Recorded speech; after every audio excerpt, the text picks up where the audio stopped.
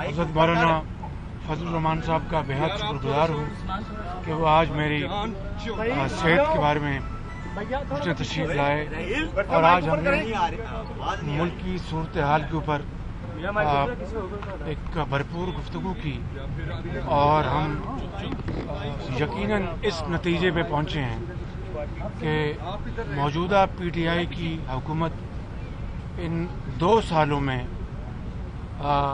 عوام کے مفاد کا خیال رکھنے میں پاکستان کی ترقی اور خوشحالی کے حوالے سے عام آدمی کو رعایت دینے اور مہنگائی سے بچانے کے لیے بے روزگاری ہو، کاروباری حالات ہوں اور پاکستان کی معیشت کا معاملہ ہو، صحت عامہ کا معاملہ ہو، ہر حوالے سے یہ حکومت مکمل طور پر ناکام ہو چکی ہے۔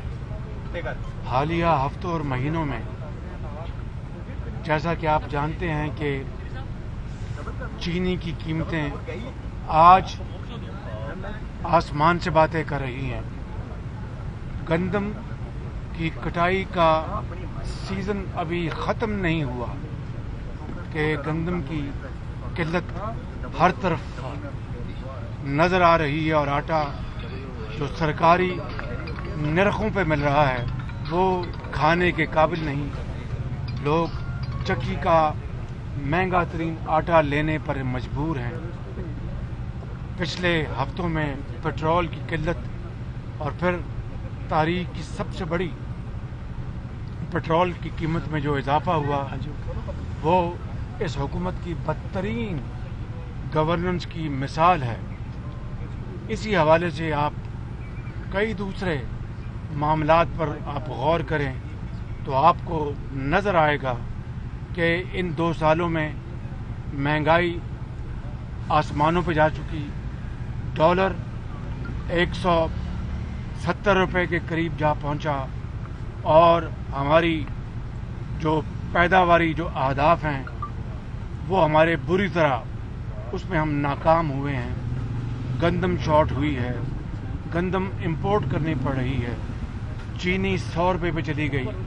یہ سارے معاملات پاکستان کی تاریخ میں اس سے بدترین گورننس نہ عوام نے پہلے کبھی دیکھی اور انشاءاللہ خدا کرے کہ آئندہ کبھی اس طرح کی ایک بیڈ گورننس دیکھنے میں نہ آئے۔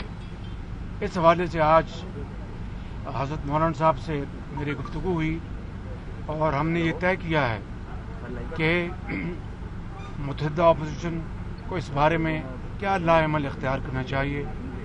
اس کے لیے رہبر کمیٹی کا اجلاس فی الفور ہم نے بلایا۔ انشاءاللہ رہبر کمیٹی میں وہ تمام پارٹیز کے نمائندگی ہوگی، وہاں پر جو بھی ایک شیڈول بنے گا، جو بھی نکات طے ہوں گے اس کو پر انشاءاللہ ہم عید کے بعد اے پی سی بلائی جائے گی اور اس میں پھر ساری جو اپوزیشن پارٹیز ہیں غور و فکر کر کے اپنا ایک مکمل مربوط ایک جو پروگرام ہے وہ پاکستان کے عوام کے سامنے پیش کریں گے کہ یہ حکومت ناکام ہو چکی، اب اس سے جان چھڑانا وقت کی میں سمجھتا ہوں کہ اولین ضرورت ہے۔ اس سے جان کیسے چھڑوائی جائے گی؟ کیا اے پی سی؟ بسم اللہ الرحمن الرحیم۔ میں ایک بات میں معافی چاہتا ہوں، میں مولانا صاحب کو ان کو خوش کرنے کے لیے نہیں، لیکن حقیقت یہ ہے کہ آزادی مارچ تاریخ کا ایک بہت بڑا ایک سیاسی اور مذہبی شو تھا اور اس نے عوام کے جو جذبات کی بھرپور عکاسی کی۔ میں سمجھتا ہوں کہ یہ مولانا صاحب کی ایک بہت بڑی کامیابی تھی اور اس کے لیے میں مولانا صاحب کو، اس کے لیے تمام کاوشوں کو میں اس کی بڑی ہم سب تحسین کی نگاہ سے دیکھتے ہیں۔ بسم اللہ الرحمن الرحیم۔ نحمدہ ونصلی علی رسولہ الکریم۔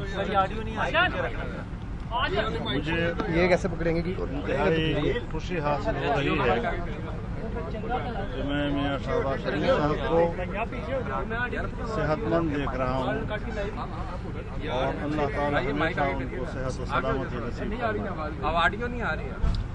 ہم نے ملک کی سیاسی صورتحال پر گفتگو کی ہے جس کا اظہار محترم میاں صاحب نے اپنے الفاظ میں کیا۔ میں 100% اس کی تائید کرتا ہوں، لیکن میں اپنی گفتگو کو 2 حصوں میں تقسیم کرتا ہوں۔ سب سے پہلے ہمارا تمام اپوزیشن جماعتوں کا متفقہ موقف کہ یہ حکومت ناجائز ہے، یہ دھاندلی کی پیداوار ہے، اس کی آئینی حیثیت نہیں ہے، اور دوسرا یہ کہ اپنی کارکردگی کی بنیاد پر ایک نااہل حکومت اور ناکام حکومت ثابت ہو چکی ہے۔ آج ملک کا غریب طبقہ، بے روزگار نوجوان، عام آدمی جس معاشی کرب میں مبتلا ہے، مہنگائی کے حوالے سے، بے روزگاری کے حوالے سے، تاجر طبقہ ہو، کاروبار کا بڑا طبقہ ہو، چھوٹا تاجر ہو، ہر سطح پر اساتذہ ہوں، ڈاکٹرز ہوں، وکلاء ہوں، کسی شعبے میں بھی جائیں وہاں پر ایک مایوسی چھائی ہوئی ہے۔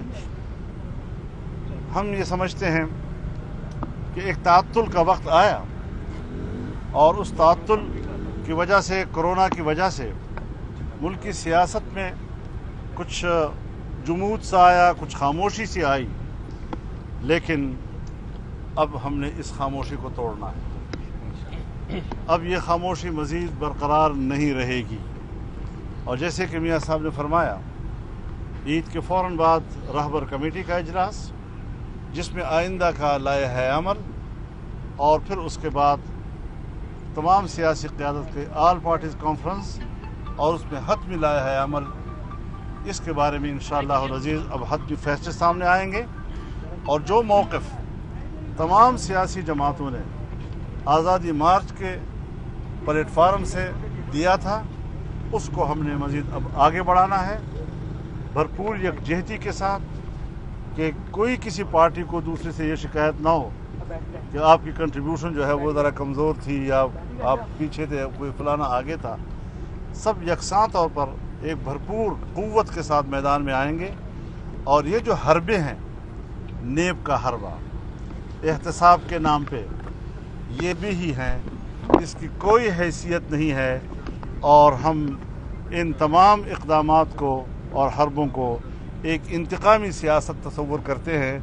انتقامی سیاست اب مسترد ہو چکی ہے، ناکام ہو چکی ہے، اور اب انشاءاللہ عوام کی طاقت نے ان کا احتساب کرنا ہے، اور ان سے پوچھنا ہے کہ کون مجرم ہے کہ جس کے جرم کے نتیجے میں ناجائز اور نااہل حکومت قوم پر مسلط ہے۔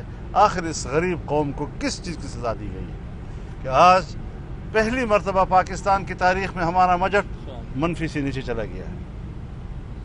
آج پہلی مرتبہ پاکستان کا بجٹ کا اگلے سال کا مالیاتی حجم پچھلے سال سے کم ہے۔ پہلی مرتبہ پاکستان کے آنے والے سال کے محصولات کا ہدف پچھلے سال کے محصولات سے کم ہے۔